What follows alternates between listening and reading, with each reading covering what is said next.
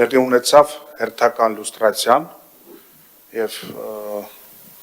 բոլորը ականատես եղան, թե երիցս իրականում ով ինչքանով է ինքնուրույն, ով ինչքանով է քաղաքական, ով ինչքանով է Երևանցու շահերը սպասարկում, բայց այդտեղ ոչ մի արտառոց կամ սենսացիոն բան չկա,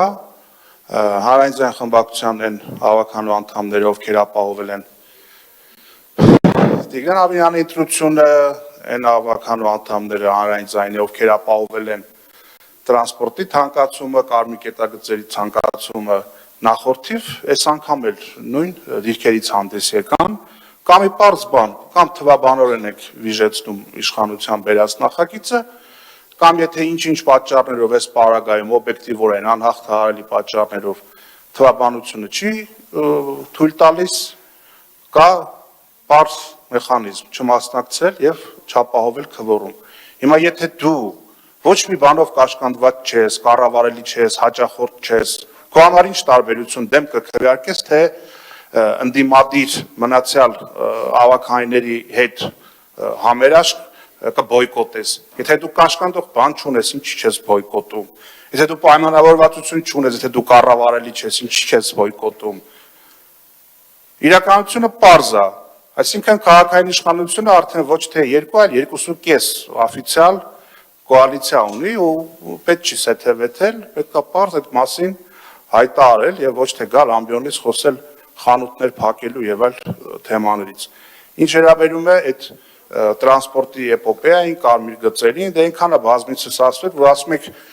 բան, ինչ-որ քաղաքացիներ մեզ դիմում են։ 17000 երևանցի ստորագրություն էր տվել, որ նիստ անեինք, ճողոպրեցիկ դահլիճիկ, այդ մարդկանց կարծիքը ձեր համար հեչ։ Եթե դուք վստահ եք տրանսպորտի եւ կարմիր գծերի հետ կապված ձեր ասելիքի մեջ,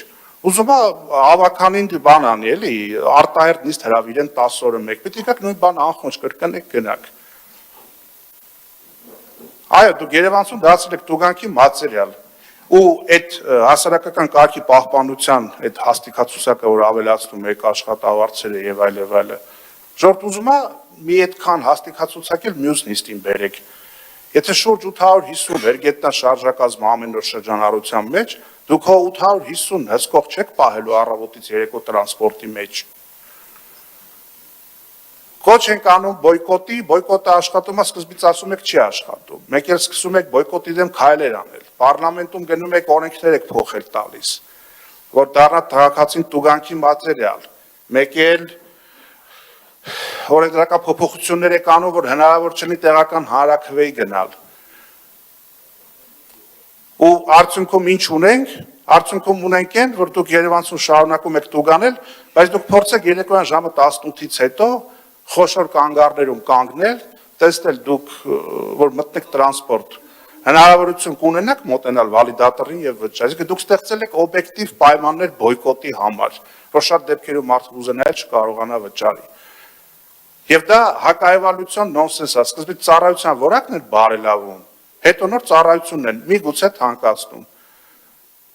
Դասենք մի տարի շարունակ ասեցինք, թողեք մի տարի միասնական տոմսային համակարգը աշխատի, սեզոնային գործոններն էլ հաշվի առնելով վայրի վերումները, տեսնենք ֆիքսված թիվը ինչքան է Երևանում ուղևորաշրջանառության, հասույթը որքան է կազմում 100 դրամով, ծախսը որքան է, տարբերություն կա թե չկա, դոտացիայի կարիք կա թե չկա,